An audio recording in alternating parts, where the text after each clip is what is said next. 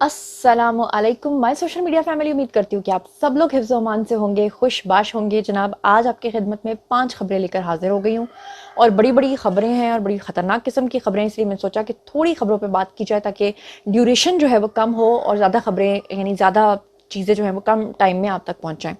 तो जनाब, सबसे पहले हम बात कर लेते हैं कि शहबाज शरीफ साहब जो हैं उन्होंने फाइनली अब अनाउंस कर दिया है कि असम्बलियाँ जो हैं वो कब तहलील होने जा रही हैं, और वो जो डेट है वो भी उन्होंने अनाउंस कर दिया, वो भी मैं आपको बता देती हूँ। और ये भी बता देती हूँ कि वो कौन से नाम हैं जिसमें कि कहा जा रहा है कि अगले जो वज़ीर आज़म बनने वाले हैं, निगरान वज़ीर आज़म, वो कौन होंगे। तो जनाब, सबसे पहले हम बात कर लेते हैं शहबाज शरीफ साहब की कि उन्होंने एक इशाया दिया और जितने भी अरकान पार्लियामेंट है उन सबको उन्होंने इनवाइट किया। वहाँ पर रंग बिरंगे खाने थे, काफ़ी बड़ा लंबा चौड़ा मेन्यू था, चाइनीज़ भी था, देसी भी था, पाए भी थे, मंचूरियन भी था, कढ़ाइयाँ भी थी, सब कुछ था। मेरे मुंह में पानी आ गया। बहरहाल, तो जब सबको उन्होंने इशाया दिया, सबको उन्होंने खाना दिया, तो उसके बाद जो है फाइनली शहबाज शरीफ ने एक छोटी सी स्पीच की। वहाँ पर उन्होंने कहा कि ये जो वक्त गुजरा उनके ऊपर, ये उनके 38 ईयर की सियासत में सबसे मुश्किल वक्त गुजरा।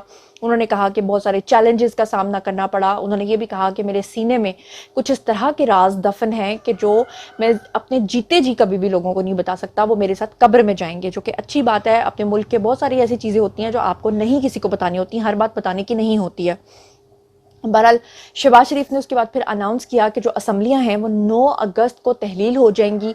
और अब तक जो है वो कहा जा रहा था कि तकरीबन 4 लोग थे जिनके नाम के ऊपर इत्तेफाक था कि उन चारों में से कोई एक निगरान वज़ीर आज़म बन सकता है। फिर उसके बाद 2 नाम आए, और दूसरा नाम जो है वो अभी मैं अनाउंस नहीं करना चाहती, लेकिन कहा जा रहा है कि जो अब तक के फेवरेट नाम हैं उनमें जो एक नाम आता है वो आता है जी शाहिद खाकान अब्बासी का। और जब शाहिद खाकान अब्बासी का नाम आया तो मेरा माथा थोड़ा सा ठनका और मुझे याद आया कि पिछले दिनों में शाहिद खाकान अब्बासी जो है वो लंदन गए भी थे मुलाकात करने के लिए मियां मोहम्मद नवाज शरीफ से, और उनके कुछ गिले शिकवे भी थे जो उन्होंने दूर किए थे। और इससे पहले भी वो वज़ीर आज़म रह चुके हैं और कहा यह जा रहा है कि वो फेवरेट हैं। अब देखना यह है कि जो पीपल्स पार्टी है वो भी इस नाम के ऊपर जो है वो एग्री करती है या डिसएग्री करती है, लेकिन बहरहाल अभी तक जो है वो फेवरेट नामों में जो नाम आ रहा है वो यही नाम आ रहा है। तो लेट्स ही देखते हैं कि नया वज़ीर आज़म जो है वो कौन होगा। इससे पहले जो है इसहाक डार का नाम आ रहा था, और मुझे यकीन माने इसहाक डार जो है वो टोटली एलिजिबल लग रहे थे कि उनको होना चाहिए, क्योंकि वो एक इकोनॉमिस्ट भी हैं, वो एक सियासतदान भी हैं, तो बड़े अच्छे तरीके से जो है वो इसको पूरा कर सकते थे। बहरहाल जनाब, अगली खबर की बात कर लेते हैं। तो नया पाकिस्तान का एक एक्टिविस्ट है, वो गिरफ्तार हो गया है जी। उसका क्या जुर्म था वो मैं आपको बताती हूँ, और उसके ऊपर जो है वो यूथी हजरात जो हैं बहुत ज़्यादा प्रोपेगेंडा कर रहे हैं और वो कह रहे हैं कि उसको छोड़ा जाए और उसके साथ बड़ा जुल्म और सितम हो रहा है। इमरान रियाज खान की तरह उसके लिए भी आवाज़ बुलंद की जा रही है। लेकिन मैं आपको बता दूँ कि जो भी सहाफ़ी होता है वो न्यूट्रल होता है।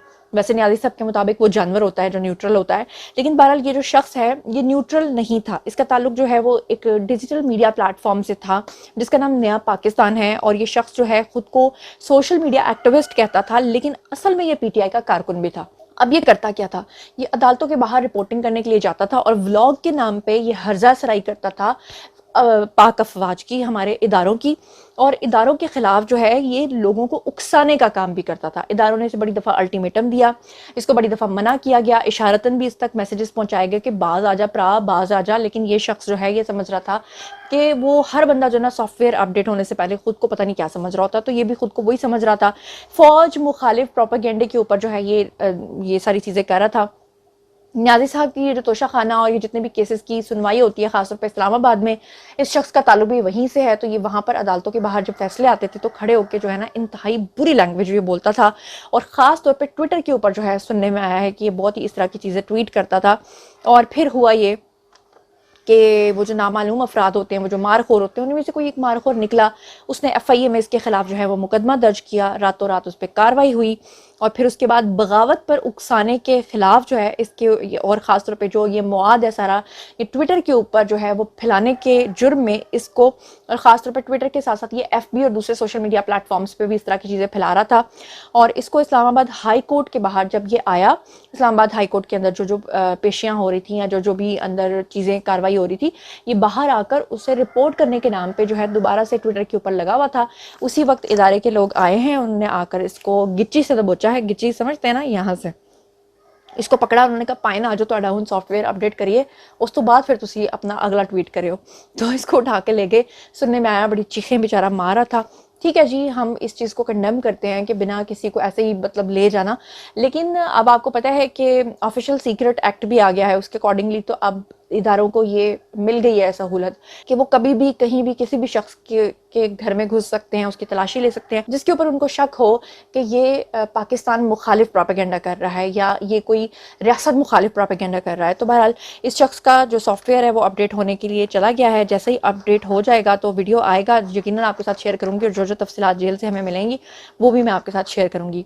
اب بات کر لیتے ہیں جی اگلی خبر کے بارے میں۔ تو اگلی خبر بہت ہی زیادہ خطرناک ہے، وہ یہ ہے کہ آپ کے سامنے 9 مئی کے جو واقعات ہوئے، 9 مئی کے واقعات سے پہلے نیازی صاحب کی جو سپورٹ تھی، اور خاص طور پہ جو یوتھیا حضرات تھے، جب آپ انہیں کہتے تھے کہ نیازی صاحب جو ہیں وہ ریاست مخالف پروپیگنڈا جو ہے اس کو سپورٹ کر رہے ہیں، وہ یہودیوں کے ایجنڈے کو سپورٹ کر رہے ہیں، تو اس وقت یوتھیا نہیں مانتے تھے، اور یوتھیا جو ہیں وہ کیا کرتے تھے، بدلے میں گالیاں دینا شروع کر دیتے تھے۔ اور اگر خدا نخواستہ آپ ایک فیمیل ہیں تو پھر تو آپ کی بچت نہیں ہے، پھر ان کی فوٹو شاپ کر کے ان کی گندی گندی پکچرز لگائی جاتی تھیں، ان کو گندی گندی گالیاں دی جاتی تھیں۔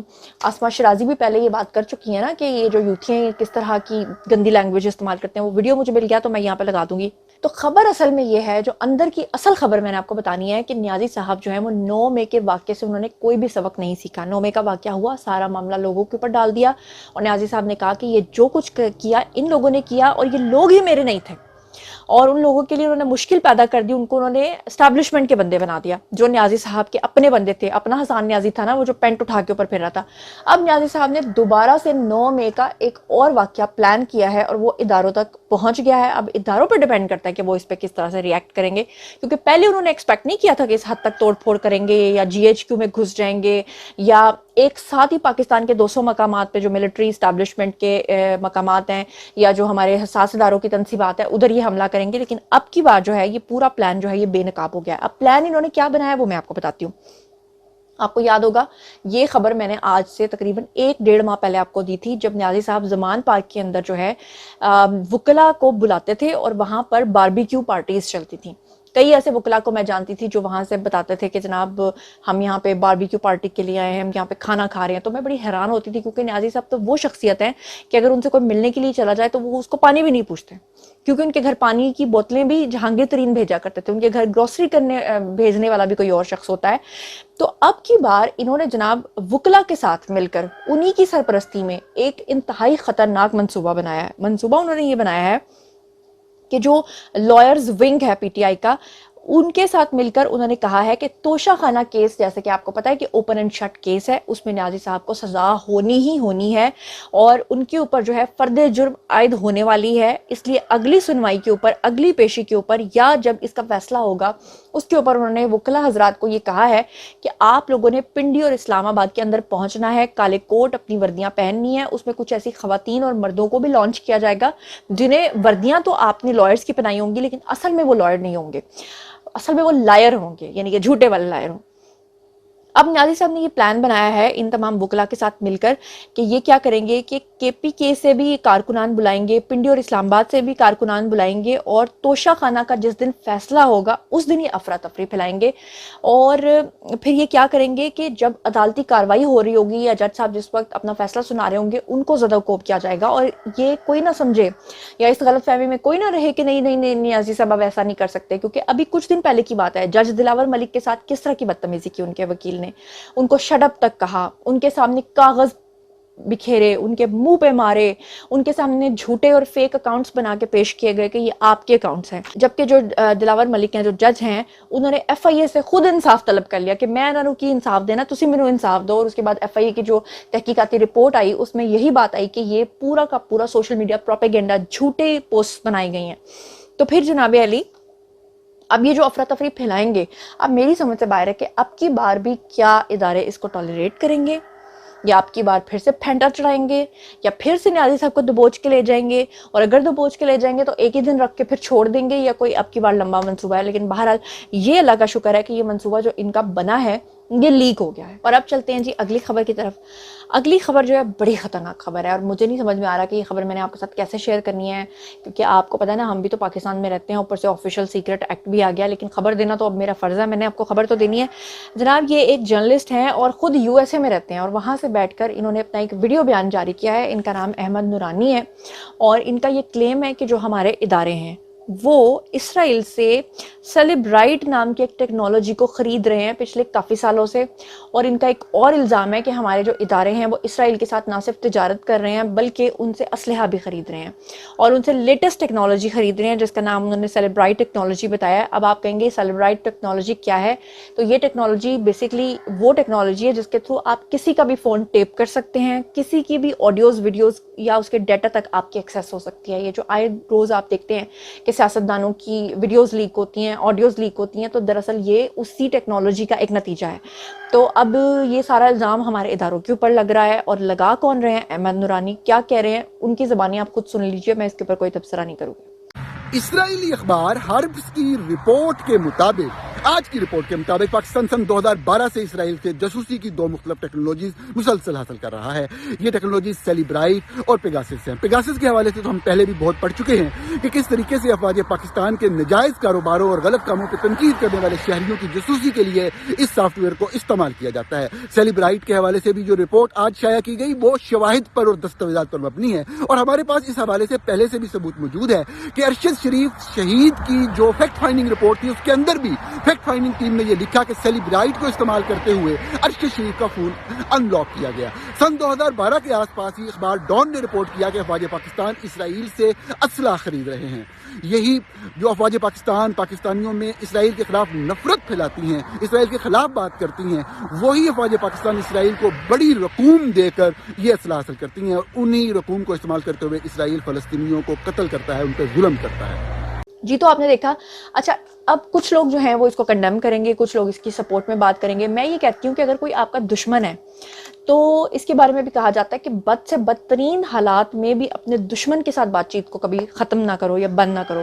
ہاں البتہ اگر اسرائیل کے ساتھ کسی قسم کی تجارت ہو رہی ہے تو وہ غلط ہے، میں اس کو کنڈیم کرتی ہوں، لیکن اگر ٹیکنالوجی کے نام پر ہمارے اداروں کو لگتا ہے کہ اپنے سیاستدانوں کو کنٹرول کرنے کے لیے یہ ٹیکنالوجی دنیا کے اسی ملک کے پاس ہے اور وہ لے لی ہے، تو کسی حد تک اس کو جسٹیفائی کیا بھی جا سکتا ہے اور نہیں بھی کیا جا سکتا۔ اس لیے میں پھر بھی کہہ رہی ہوں کہ میں اس میں 50-50 ہوں۔ اس پہ آپ لوگوں نے اپنا کامنٹ دینا ہے کہ آپ لوگ اس بارے میں کیا سوچتے ہیں۔ اور اب چلتے ہیں جی آج کی آخری خبر کی طرف۔ تو آخری خبر جناب علی یہ ہے کہ پاکستان اور ایران کا بھی معاہدہ ہو گیا ہے۔ 5 سال کا یہ معاہدہ جو ہے یہ ہوا ہے، اور یہ اسٹریٹجک تجارت کے اوپر بھی ہوا ہے اور اس کے علاوہ مختلف شعبوں میں بھی ہوا ہے۔ آپ کو پتہ ہے کہ سی پیک جب سے بند ہوا تھا اس کے بعد باقی جو ممالک ہیں وہ بھی پاکستان سے ناراض ہو گئے تھے۔ دراصل پاکستان سے ناراض نہیں ہوئے تھے، نیازی صاحب سے ناراض ہوئے تھے۔ ٹرکی کے حالات خراب ہو گئے تھے، ایران کے حالات خراب ہو گئے تھے، سعودی عرب کے حالات خراب ہو گئے تھے، سی پیک بند ہو گیا تھا، اور اب جناب یہ تمام جو ممالک کے لوگ ہیں یہ پاکستان آنا شروع ہو گئے ہیں۔ آپ نے دیکھا ٹرکش جو وزیر اعظم ہے آئی تھنک وہ بھی آنے والے ہیں۔ آپ نے دیکھا کہ سی پیک بھی شروع ہو گیا ہے اور ترقی کا ٹیک آف بھی پاکستان نے شروع کر دیا ہے۔ انڈیکس ریٹ جو ہے وہ بھی کافی ہائی ہو گیا ہے، ہائی پوائنٹس پہ بند ہو رہا ہے، اسٹاک ایکسچینج بھی ترقی کر رہی ہے، اور پاکستان کے اندر گرین پاکستان کا منصوبہ بھی آرمی چیف جو ہیں انہوں نے لانچ کر دیا ہے۔ تو ایسے میں جناب جو ایران کے وزیر خارجہ ہیں وہ پاکستان آئے، اور آنے کے بعد جو پاکستان کے وزیر خارجہ ہیں یعنی کہ بلاول بھٹو، ان کے ساتھ مل کر انہوں نے ٹیکنالوجی اور اس کے علاوہ تجارت اور ڈیفرنٹ جو مختلف شعبے ہیں ان کے اوپر جو ہے انہوں نے دستخط کیے۔ اور میں آپ کو بتا دوں کہ جو ایرانی وزیر خارجہ ہیں ان کا نام ہے جی امیر عبدالحیان، پتہ نہیں میں صحیح نام لے رہی ہوں کہ نہیں۔ تو انہوں نے جناب دستخط بھی کیے معاہدے کے اوپر، اور اس کے اندر ایاز صادق اور نوید قمر بھی موجود تھے۔ تو جناب یہ تھی آج کی تمام خبریں۔ اب باری ہے جی آپ لوگوں کی کامنٹ سیکشن میں آئیے کہ یہ جو پی ٹی آئی نے دوبارہ سے 9 مئی کا واقعہ دہرانے کے لیے، وکلا کی خدمات سر انجام دلوانے کے لیے، اور یہ جو انہوں نے منصوبہ تیار کیا خطرناک جو لیک ہو گیا اور میں نے آپ تک پہنچا دیا، اس کے بارے میں آپ کا کیا خیال ہے؟ اور مجھے بتائیے کہ احمد نورانی نے جو اسرائیل کے بارے میں کلیم کیا ہے اس کے بارے میں آپ کا کیا خیال ہے؟ مجھے بتائیے کہ پاکستان اور ایران کا جو معاہدہ ہوا ہے، اچھی بات ہے کہ پاکستان تمام ملکوں کے ساتھ جو ہے وہ کر رہا ہے اپنی تجارت، اس کے بارے میں آپ کا کیا خیال ہے؟ ٹرکی کو بھی آفر کیا شہباز شریف نے، اور مجھے یہ بتائیے گا کہ جو اسمبلیاں تحلیل کرنے کی ڈیٹ سامنے آ گئی ہے اور جو فیورٹ وزیر اعظم کا نام سامنے آ رہا ہے شاہد خاقان عباسی کا، اس کے بارے میں آپ کا کیا خیال ہے؟ اور مجھے یہ بھی بتائیے کہ نیا پاکستان کا یہ جو ایکٹیوسٹ ہے یہ پکڑا گیا ہے، اس کے بارے میں آپ کا کیا خیال ہے؟ ان تمام خبروں کے بارے میں آپ جو کچھ بھی سوچتے سمجھتے ہیں آئیے کمنٹ سیکشن میں شیئر کیجیے، پرسنلی جواب دوں گی۔ مزید خبریں، ولاگز، انٹرویوز اور سیاسی تجزیے جاننے کے لیے میرے ساتھ کنیکٹڈ رہنا ہرگز مت بھولیے گا۔ چینل کو سبسکرائب کر لیجیے گا، اپنا بہت خیال رکھیے گا۔ اللہ نے کے بان۔